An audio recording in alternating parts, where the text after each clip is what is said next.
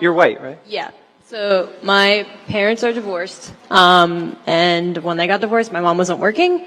So it's kind of just been like slowly working up to where we are now. But even then, I would consider us pretty poor. Like we've never owned a house. We've been running pretty much my entire life. My dad was remarried, and his family like makes more money than us.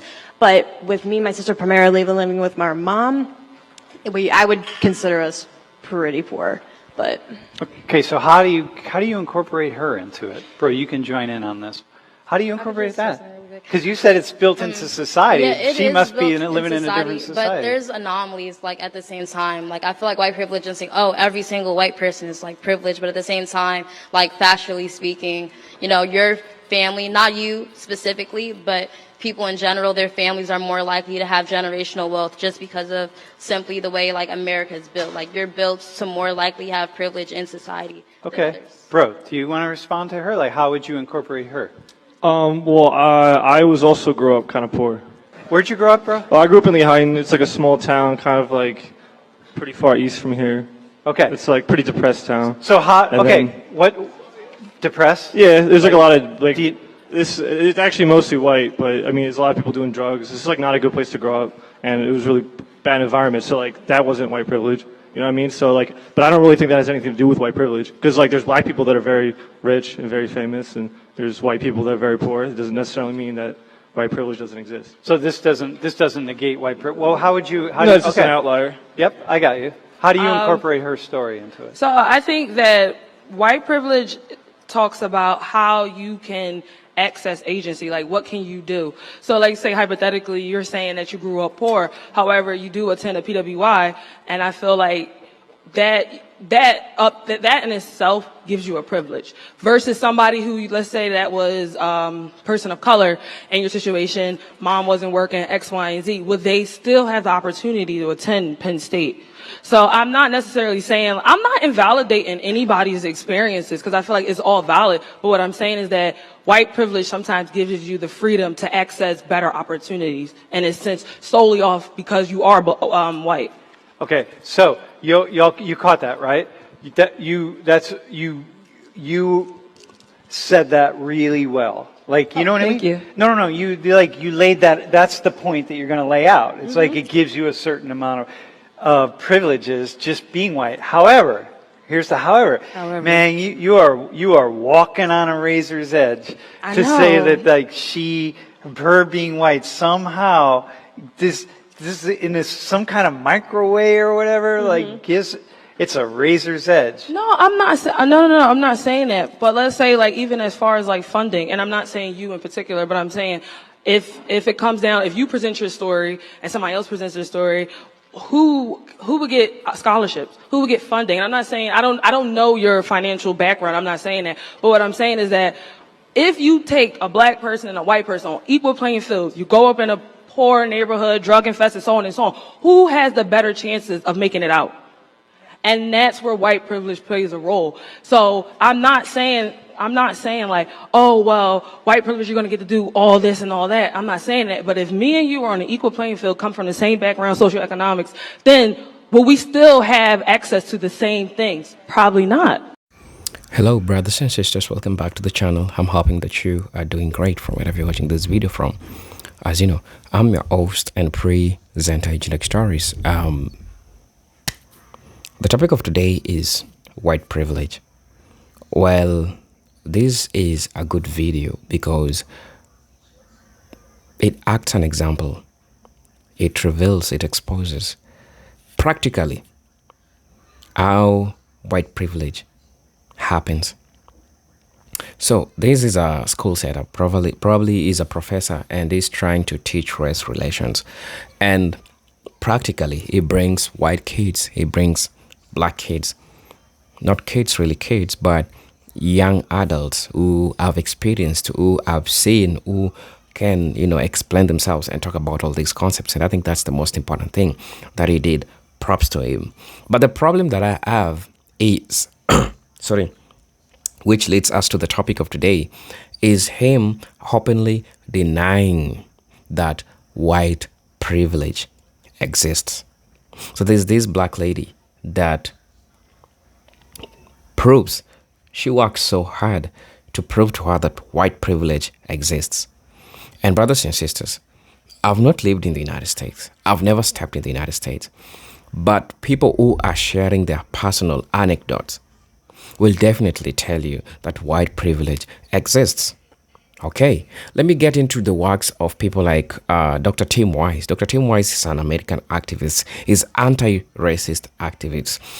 Jen Elliott is also an anti-racist activist.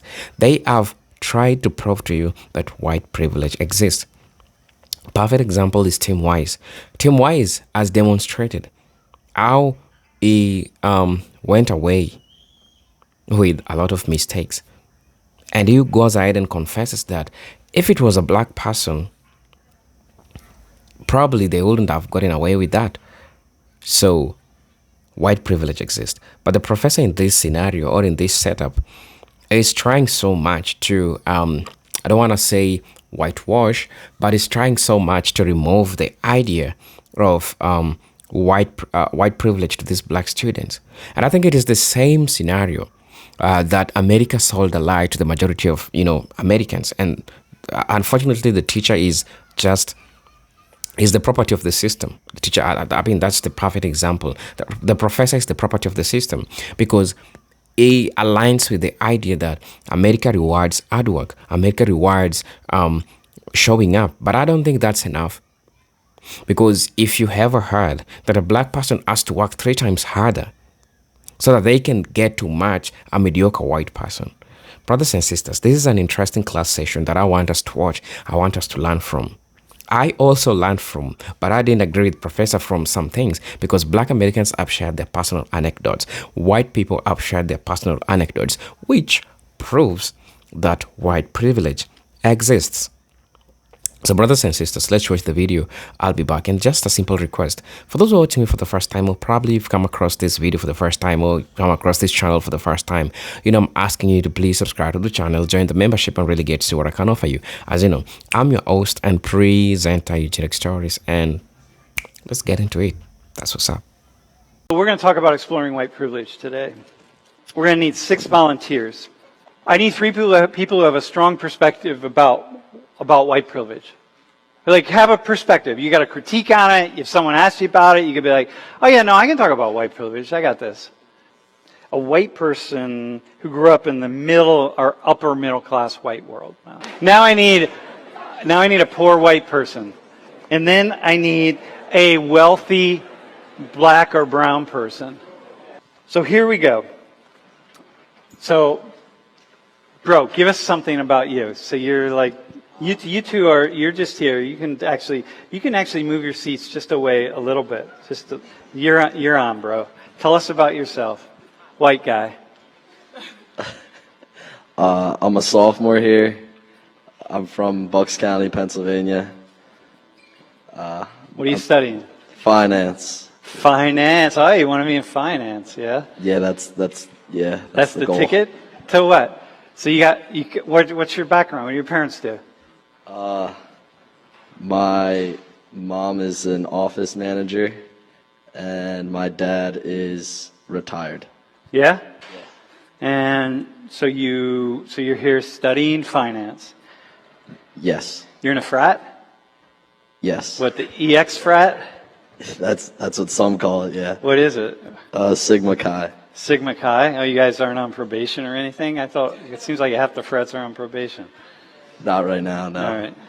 Probably give it another week. You probably will be. All right. So here's what I want: Monet, Dalton, Allaire.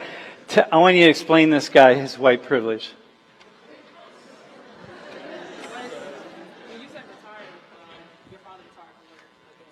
He was an engineer. Oh yeah. Hang on. Did you get that? Oh. All right.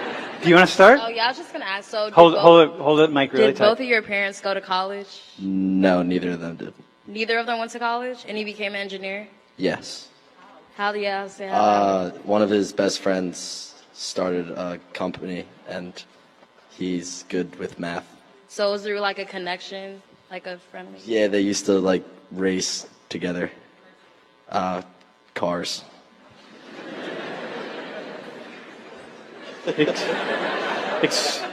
Go ahead. Any other questions? So your job is to explain his white privilege. He doesn't know white. He doesn't get. He doesn't get his. Dude, look at this guy. He's like a frat. What do you call? Who are they? He's like just a frat dude. I suck. Come on, man. All right, Sean. All he thinks about is beer and beer. You know what I mean? I would say women, but whatever. But just beer. He hasn't even got to women yet. It's just beer. Bro. So you're going to explain white privilege to this guy? Yeah, all right, this guy, do you look in the mirror and think about your white privilege, bro? Not usually, no. Okay. I mean, in other words, never. All right? All right, so the way I look at it is it's probably a combination like two things, right? So the first thing is, if you were to just let's say before you were born, right? It was like you're going to be either born white or black, and then you were randomly selected into like one white or black family. Most people, if their goal was to be born into the best opportunity, you would choose white because there's more white people in better opportunities than there are black people in good opportunities, and not only in this country but like in the whole world. So like all black people and all white people, right? And then another thing is depending on which country you're in, like America. I don't know, I'm white, right? And I have some black friends that say being black never held them back about nothing. And then I have some black friends that say like their whole life is different because they have all these opportunities that they couldn't get to because they're black. So I don't know about that, but that's another perspective, which is that, just like same thing kind of like with being like a man, right? Is like you don't know what you're given, right? Because it could be anything. Like you go to this is like a little example, but like go to a grocery store, right? All right, hang on though. Before you give that example, go to Alaire first. We can come back to that. Okay.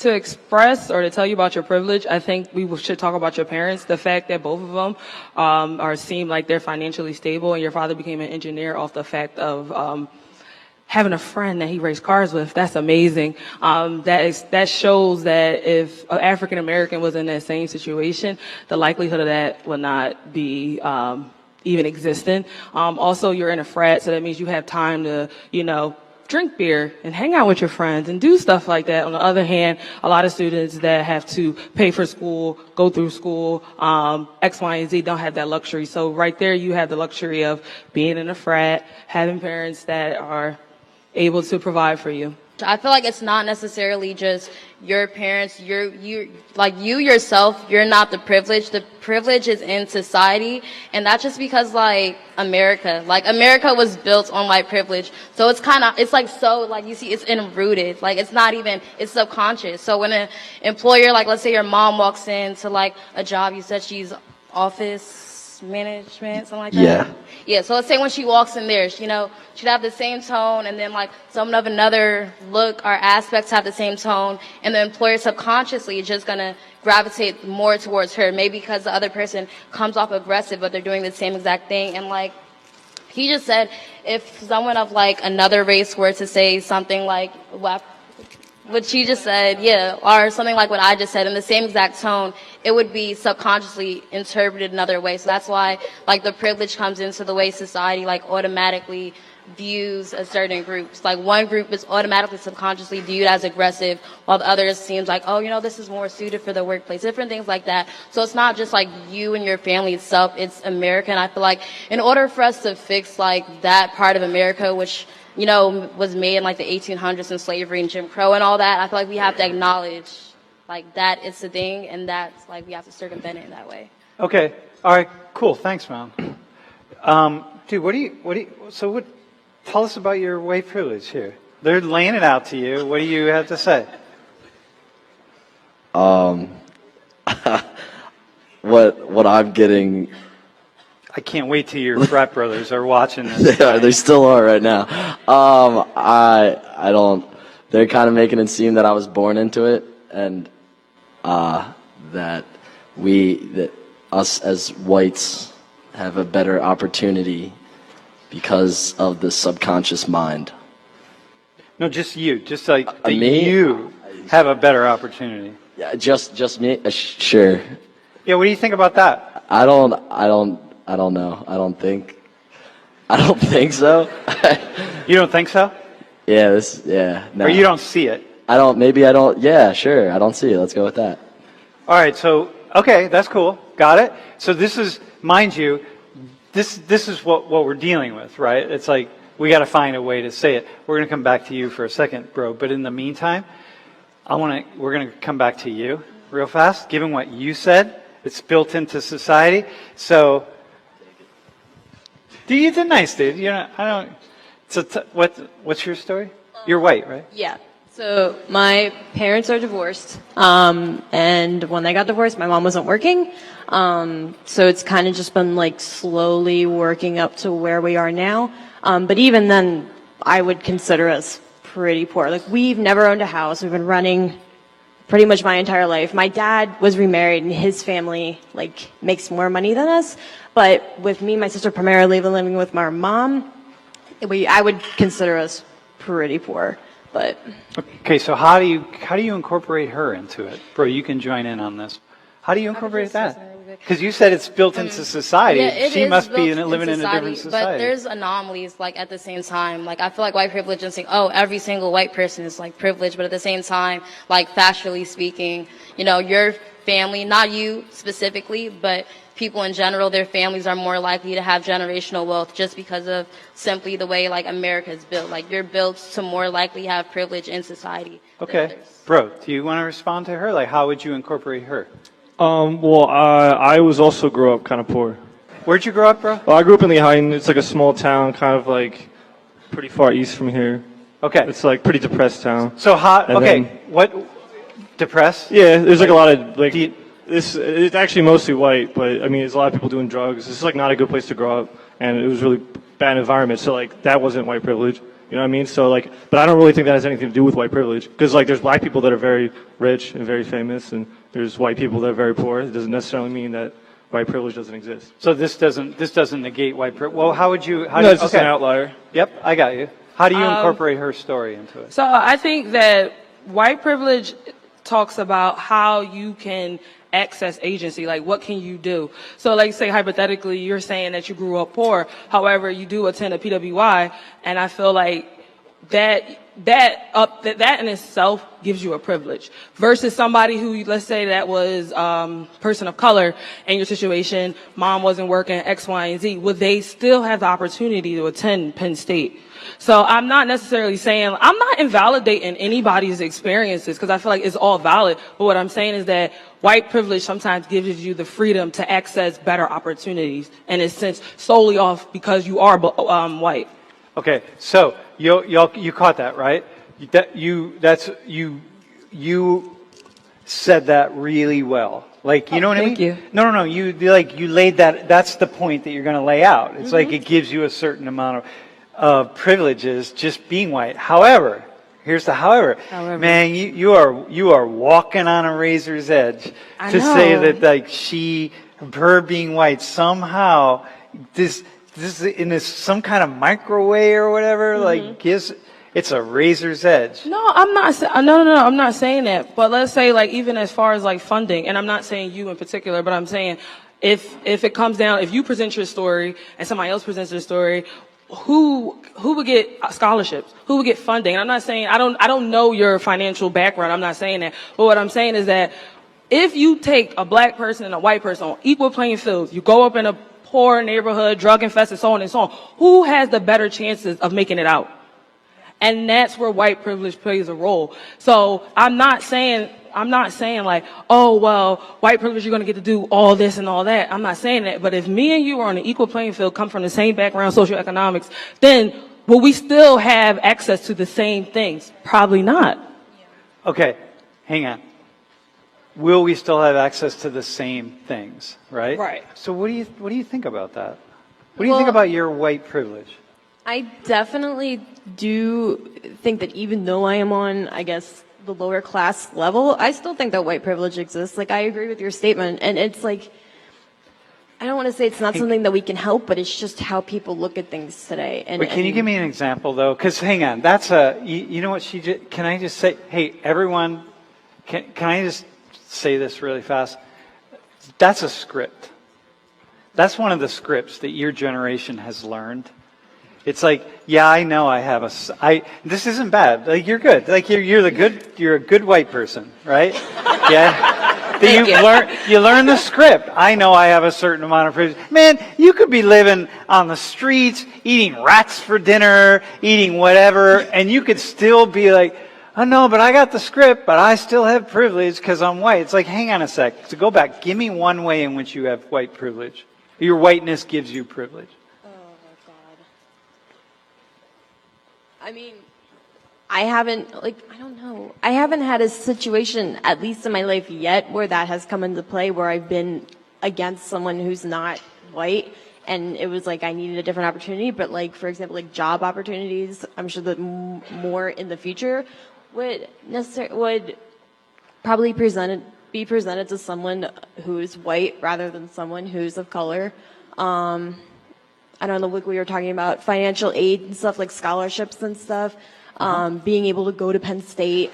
I don't know. I mean, I really haven't been put into a position yet in my life where that has happened. But can I say to you all and to everybody else, as far as I know, Penn State has no scholarships dedicated for poor white people.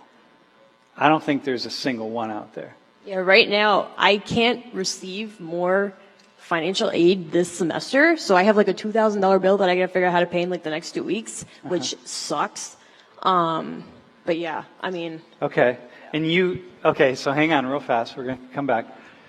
How long would it take you to pay her $2,000 bill? She's Puerto Rican. I wouldn't have to worry about that. But so in my opinion, like white privilege is a real thing, and I really do think white people have an advantage over minorities. However, there also is a big divide between the rich and poor, and I think that's a whole separate issue. Okay, go ahead. And yeah, so I feel like you're less privileged than me, because, well, like I don't have money, but my parents have money, and it's nice, so I don't have to worry about certain things that you have to. Like how much money? I don't want specifics, but like a lot of money. Your parents are really rich. I mean, they're wealthy. Like, yeah. Like you could call them right now and say, I need $2,000 because I got to give it to my classmate.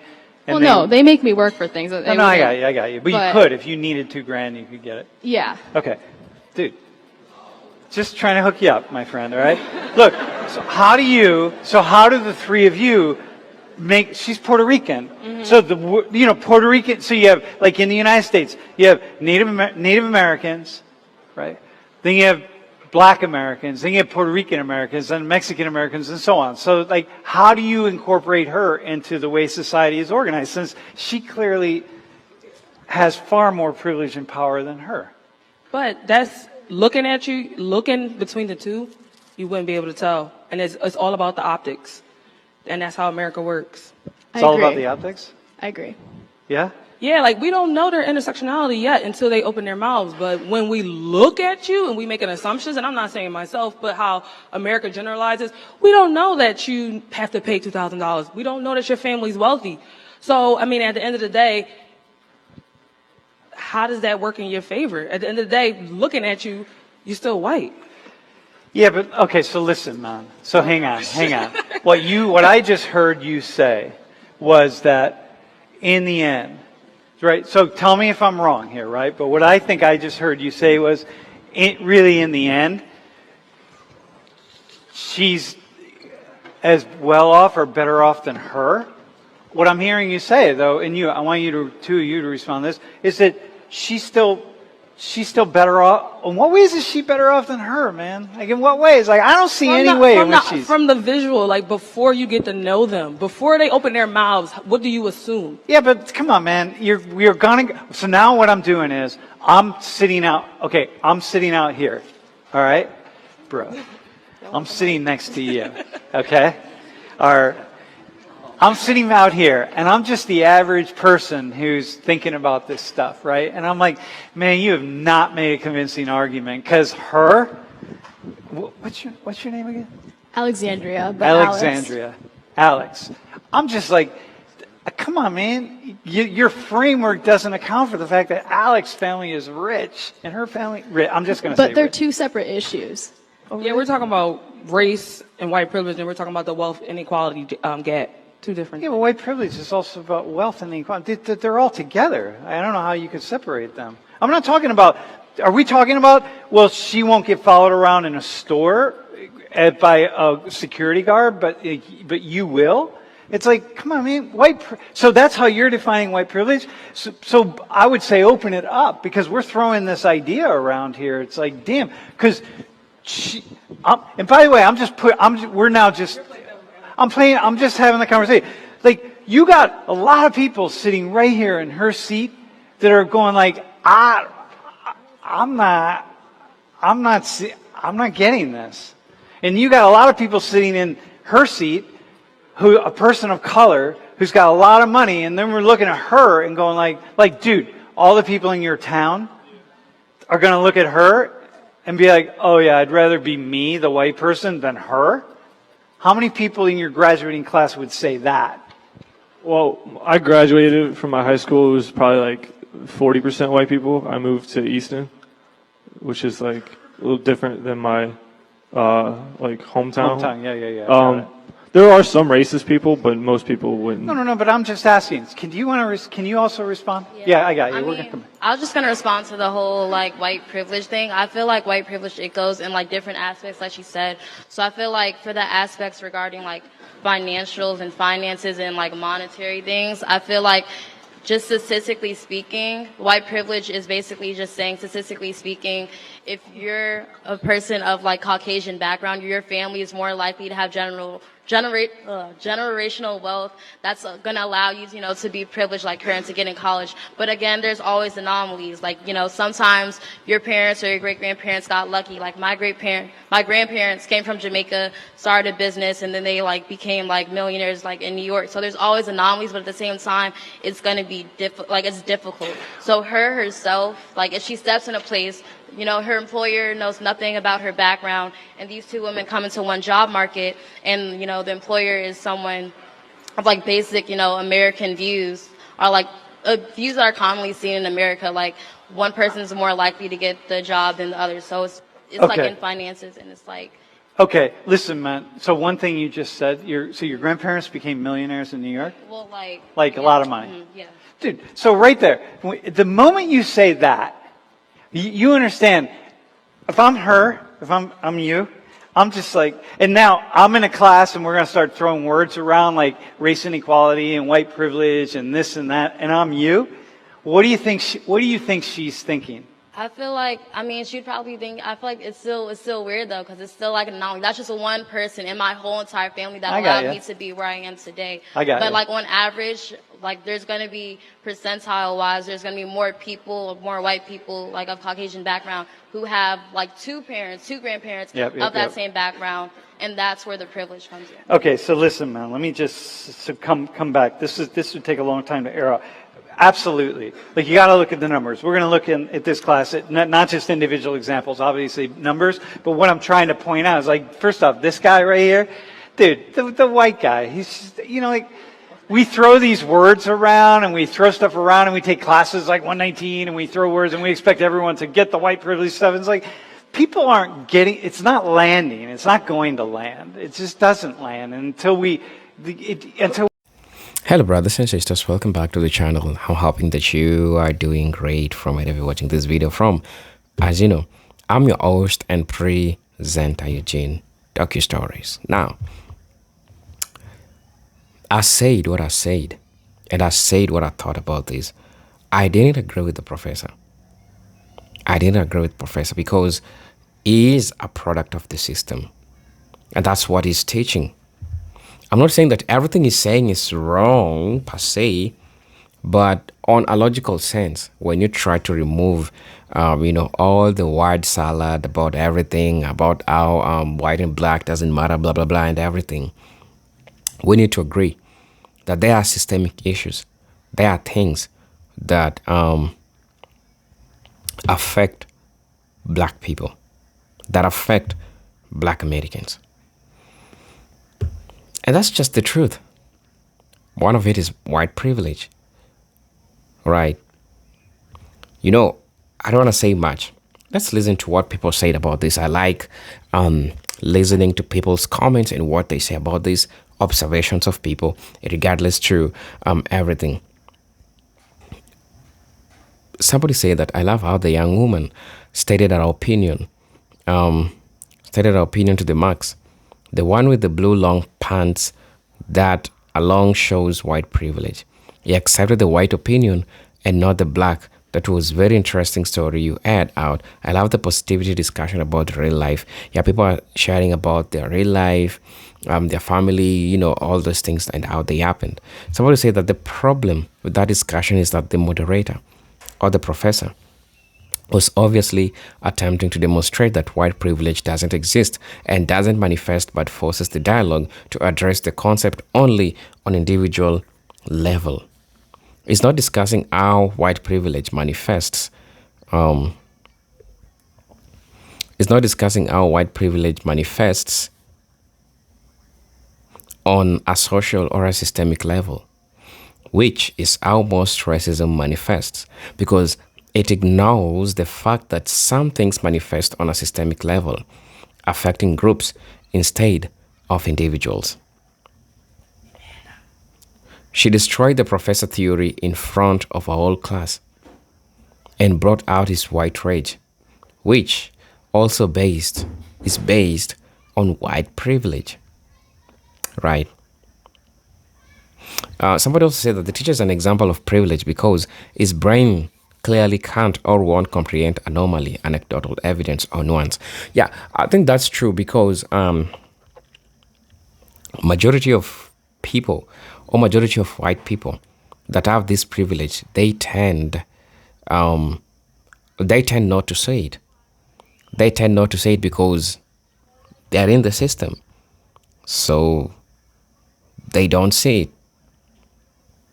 Right? That's how it has always been.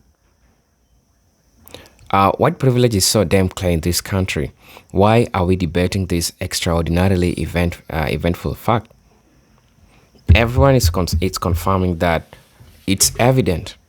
It's just that we have folks that don't want to accept, folks that don't want to agree that this is something that exists, this is something that is there. Terrible professor, try and convince these college kids that white privilege doesn't exist. Some of the worst human beings are the ones who tries to pretend racism doesn't exist. Are frustrating to watch. Yeah, I know some people were frustrated about this, but at the end of the day, this is just a revealing topic. It was interesting to learn because it is so much revealing. This professor will never convince a black American who has endured the systemic roadblocks. Systemic roadblocks that include educational, medical, financial, employment, justice, and everything, right? And the implicit bias embedded through the society for generations since Reconstruction that white privilege does not exist, right? Somebody said that I'm so tired of them having dialogue about things they never intend to fix. The dialogue is merely to convince themselves that black Americans complain for no reason. They just need to tell the truth and stop trying to provide a band-aid for a wound that is way too huge to cover up. Because that's what they're trying. That's what they're trying to do, right? The professor is part of the problem. He doesn't want to accept the construction of our American society dictates that it will provide numerous opportunities for advancement of the white population versus the black population. For example, I went to a college for a merchandising, graduated with honors, and everywhere I applied for the position of merchandising or related positions in sectors requiring a degree and no necessary experience, even though I had that as well, refused hiring me and skipped me over with all my qualification to hire the local white girl they knew, or the one with more years of college left. And my favorite is the favor to a friend hiring their child. Not one black individual was hired over me. I always find out, maybe I go back and visit, or maybe I just outright ask someone at the company who was hired over me. Never lost an opportunity in that field to a person of color. I had to change careers several times to meet the challenges and changes of society ever evolving culture, but never allowed to work my way up or to start out my degree at that level. Audible bias professor, to make the descendant of slaves prove to you white privilege in a country built on slavery, instead of you trying to prove white privilege doesn't exact is privilege it's itself. So I really don't know what you'll think about this, right? I want to know what you think about this. So let me talk about this comment. This is the last comment that I'm going to be reading. A huge problem with systemic white racism is being presented in this video right here. This man is a professor, teaching lies and encouraging support for white version of accountability, while also lying about systemic racism and white privilege. When the majority of people in power are the one of your own people, your people make the laws, others are arms for your comforts, your people are racist and at others. The system cannot be denied.